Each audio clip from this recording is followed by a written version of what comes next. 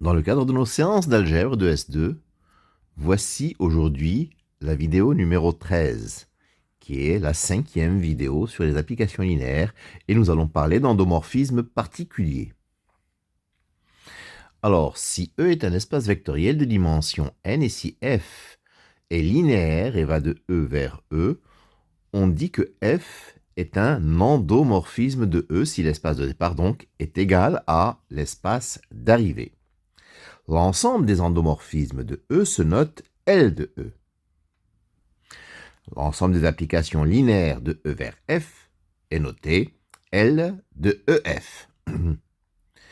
L de EF et L de E sont eux-mêmes des espaces vectoriels pour les lois usuelles, l'addition de deux applications linéaires et la multiplication par un scalaire.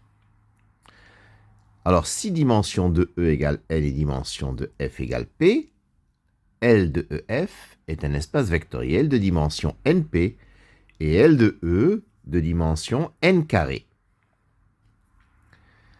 Si EF et G sont des espaces vectoriels et si F est une application linéaire de E vers F et G une application linéaire de F vers G, G rond F est une application linéaire de E vers G. Si F et G sont des endomorphismes de E, G rond F et F rond F sont également des endomorphismes de E. F rond F se note F carré. Et plus généralement, F rond F n fois, c'est F exposant n. L'endomorphisme nul, qu'est-ce que c'est que l'endomorphisme nul? Θ et l'endomorphisme nul signifie que θ de x vaut 0 pour tout x.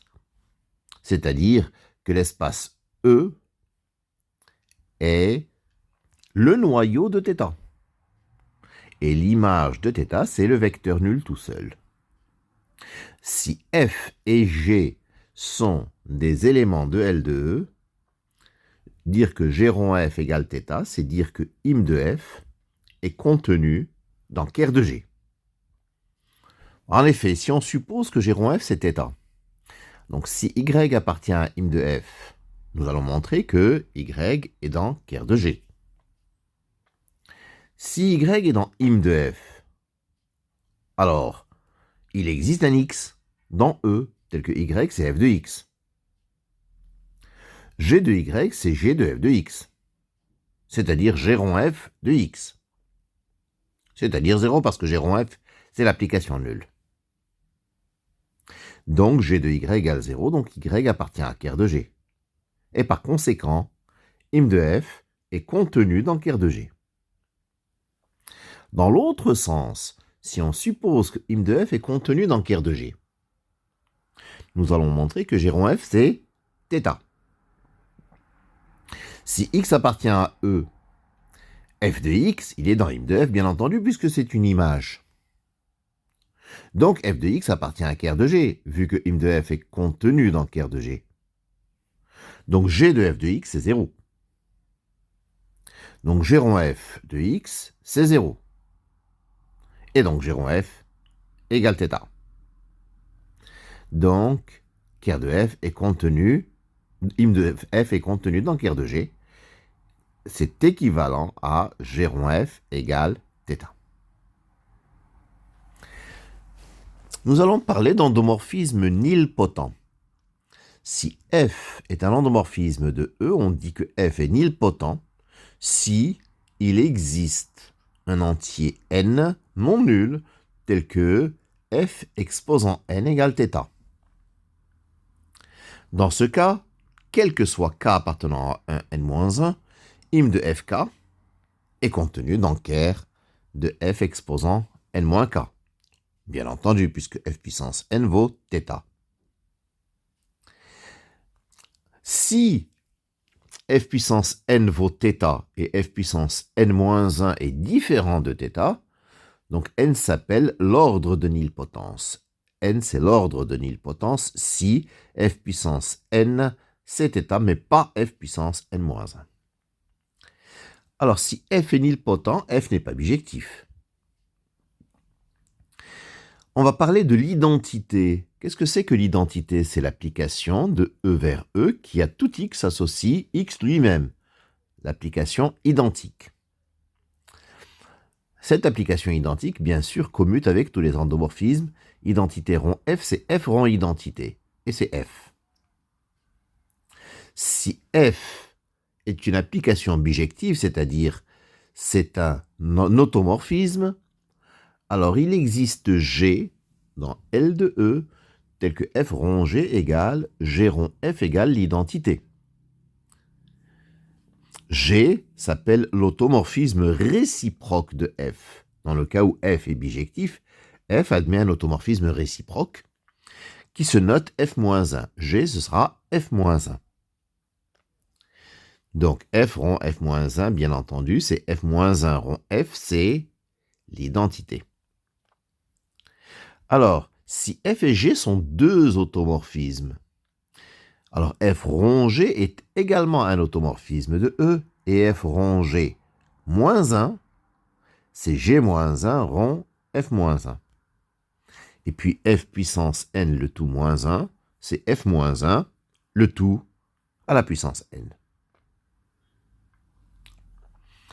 Projecteur. Si E est un espace vectoriel, F et G, deux sous-espaces vectoriels de E, qui sont supplémentaires. E égale somme directe de F et de G. On appelle projection sur F parallèlement à G l'endomorphisme P défini par, pour tout X de E qui s'écrirait Y plus Z, où Y est dans F et Z est dans G, je rappelle que l'écriture est unique puisqu'ils sont supplémentaires, alors P de X égale Y. Il y a bien entendu un certain nombre de propriétés. Si X est déjà dans F, ben P de X est X, parce que X s'écrit X plus 0. Et donc P de X égale X. Si X est dans G, ben P de X égale à 0, parce que X s'écrirait 0 plus X. Donc P de X égale à 0. F, qu'on appelle communément l'axe de projection, F c'est l'image de P. Et G, qu'on appelle communément la direction de projection, G c'est le noyau de P. Alors, P rond P c'est P. Puisque P de X c'est Y, et P rond P de X c'est P de Y, et puisque Y est dans F, c'est Y encore, c'est-à-dire P de X. P rond P c'est P. Et donc P puissance N c'est P. On dit que P est idempotent. Idempotent.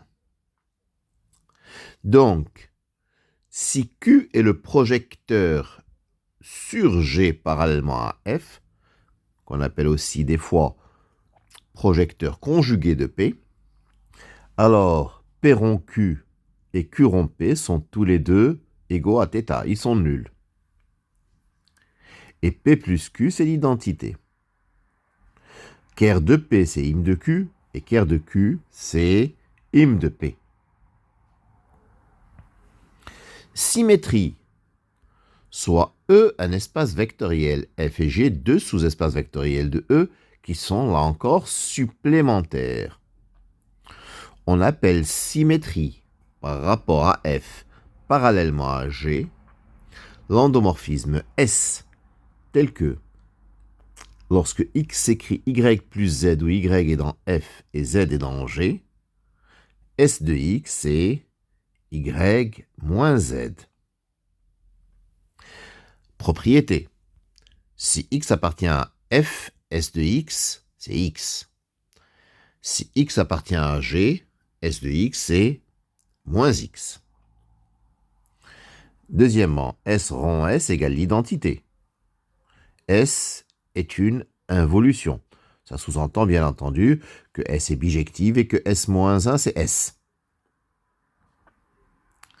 Troisièmement, Si P est la projection sur F parallèlement à G, S vaut 2P moins id.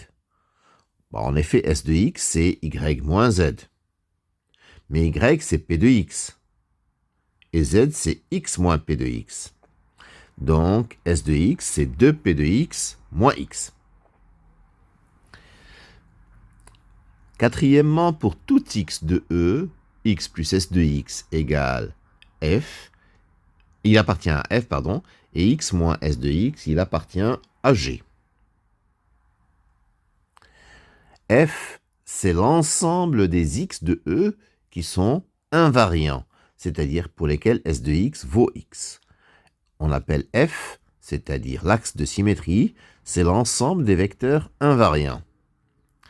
Et G, c'est l'ensemble des X de E pour lesquels S de X égale moins X. C'est les vecteurs transformés en leurs opposés. Donc, c'est ce qu'on appelle la direction de symétrie. Homothétie, ou on appelle homothétie de E de rapport lambda, l'endomorphisme H égale lambda identité. C'est-à-dire pour tout X de E, H de X égale lambda X. L'homothétie est le seul endomorphisme qui commute avec tous les autres endomorphismes. Pour tout F de E, H rond F égale, pour tout F de L de E, pardon, H rond F égale F rond H égale lambda F. En d'autres termes, si G est dans L de E, et si pour tout F appartenant à L de E, F rond G égale G rond F, alors il existe alpha appartenant à R tel que G égale alpha identité, c'est-à-dire que G est une homothétie. Voilà pour ce petit complément de cours sur les endomorphismes particuliers. Je vous remercie de votre attention.